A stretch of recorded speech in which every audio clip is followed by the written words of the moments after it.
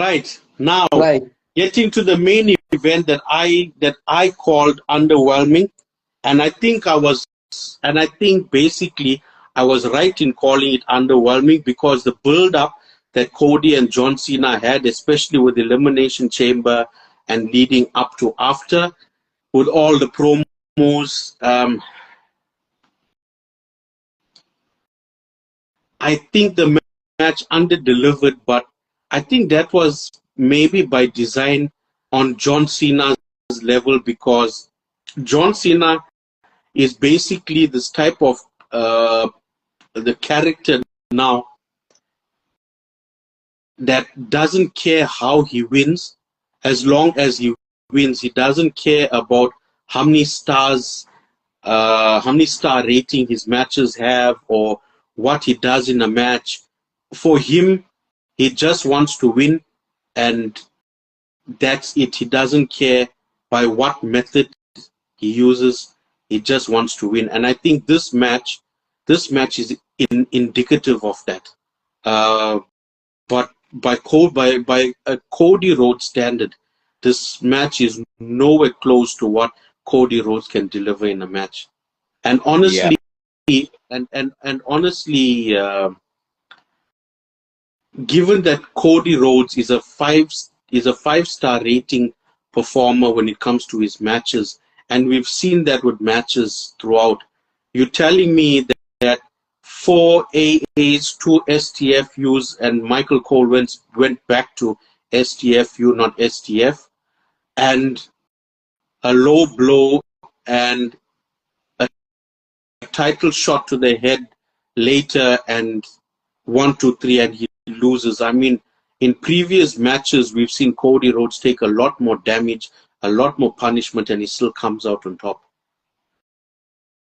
I do like the reference Michael Cole made, going back to the STFU, because it fits John Cena's heel gimmick the same way it was called the STFU when Cena played the heel the first time as a doctor of thugonomics. So I do like how they went back to that. I do agree with the fact that the match was anticlimactic because I honestly thought Cody was going to kick out there, because if you look at the time it took between the belt shot to the time Cena finally got the ref back in the ring, there was a chance of a kick out there. But they decided to have that be the finish, which I feel is a bit underwhelming. Look, anticlimactic, you can call it that, but I think that the reference of anticlimactic in using that as a word to describe the finish, I think is an insult to the word, because the match itself was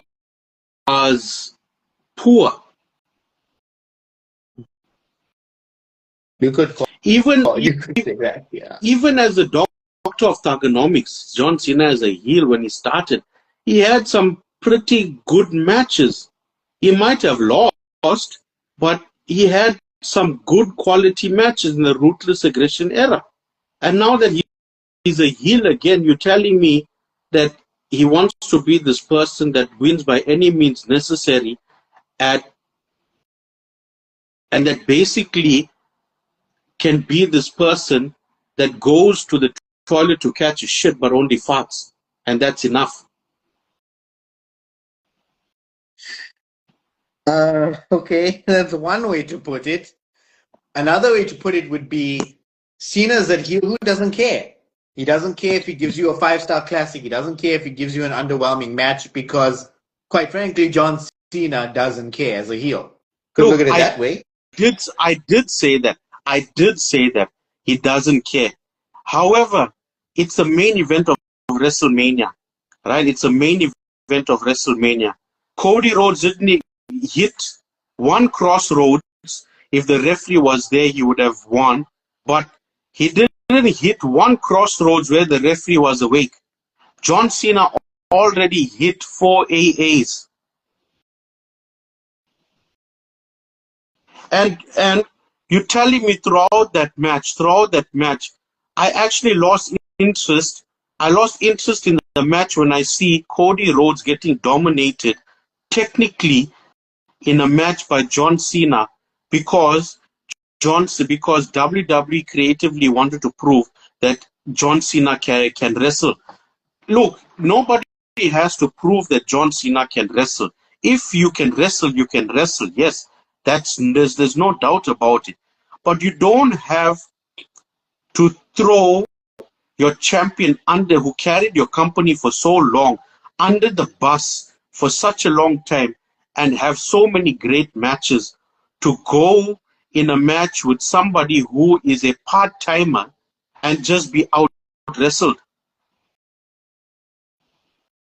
I wouldn't say that Cody was out wrestled in this match because watching this match, it did not deliver in terms of match quality, which is a huge criteria for me.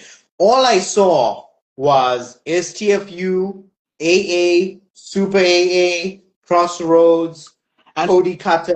and Cody even kicked out of the Super AA.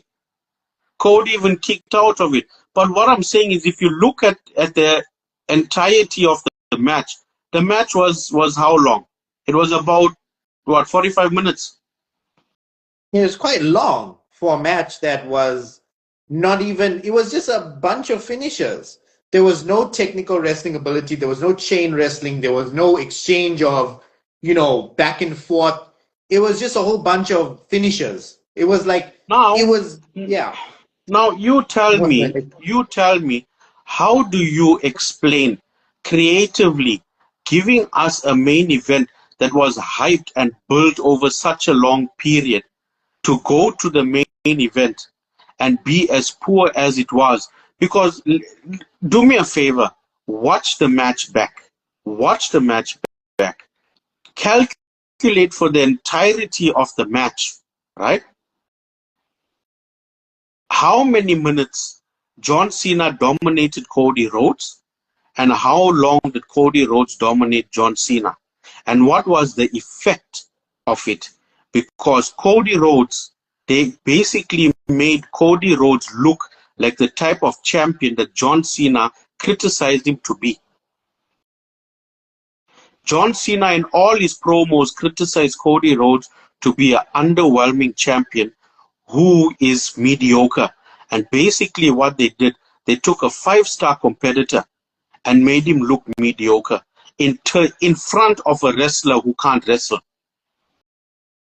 And what I think hurt this match even more on top of that is that The Rock wasn't even there. I don't even think he was in Vegas the whole time.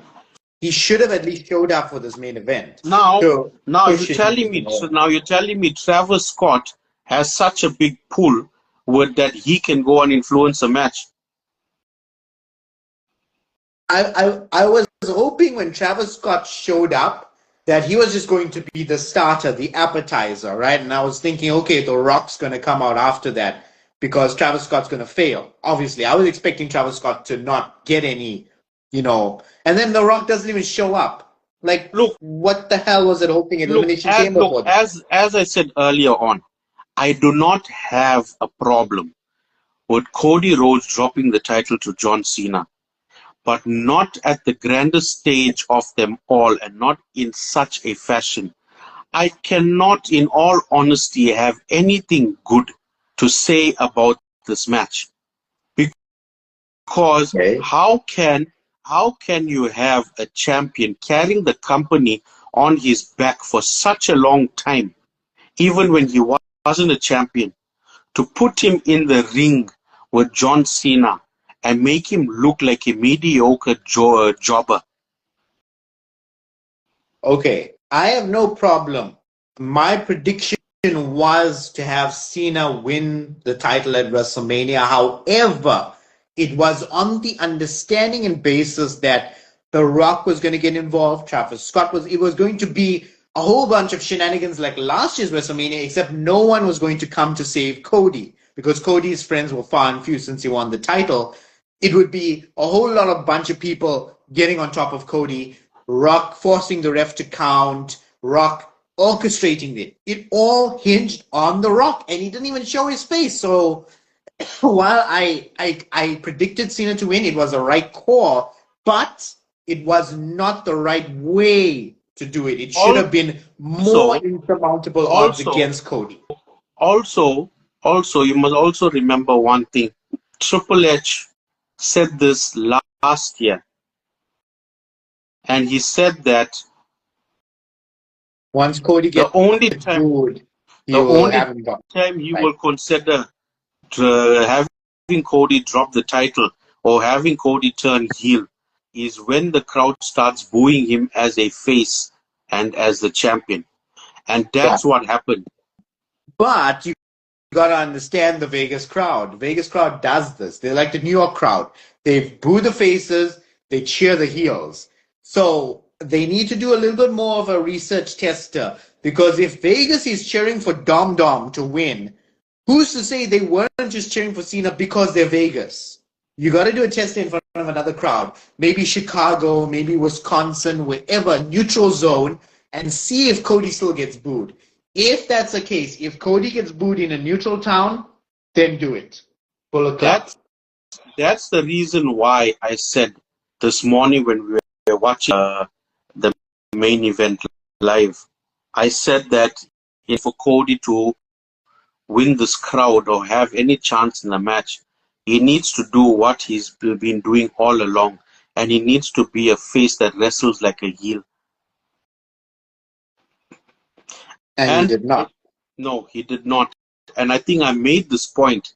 I made the point about Cody being a face that wrestles like a heel, and that's the reason why he is such a good champion that is loved by the fans, because Cody is unpredictable in his matches, and he showed it when he had the no-holds-barred match with AJ Styles, and he had that very same match with Kevin Owens.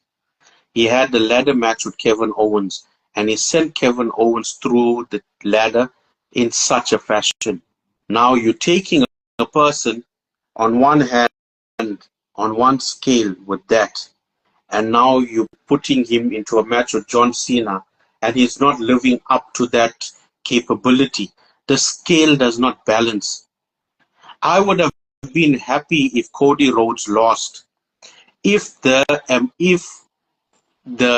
odds against him was insurmountable to an extent that you had Rock, Travis Scott, and John Cena there, and Cody had and they gave Cody, they knocked the referee out, they gave him such a beat down, and then the referee wakes up and comes back into the ring, and Cena pins him. That would have been acceptable. That was what I was hoping would happen. But you remember, like, I think it was WrestleMania.